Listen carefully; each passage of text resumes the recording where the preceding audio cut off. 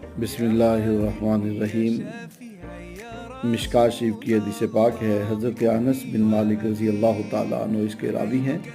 فرماتے ہیں نبی رحمت صلی اللہ علیہ وآلہ وسلم نے ارشاد فرمایا، جس کے والدین اس حال میں وفات پا جائیں کہ وہ اپنی اولاد سے، بیٹے سے ناراض ہوں، تو اس کا بیٹا کیا کرے، وہ اولاد کیا کرے؟ اولاد کو چاہیے کہ ان کے لیے اکثر دعائیں مانگتی رہے، کثرت سے ان کے لیے اللہ سے بخشش مانگے۔ جب وہ کثرت سے بخشش مانگے گی، ان کے لیے کثرت سے دعائیں کرے گی اللہ کی بارگاہ میں، تو اللہ رب العزت اسے والدین کے فرما برداروں میں شمار فرما دے گی۔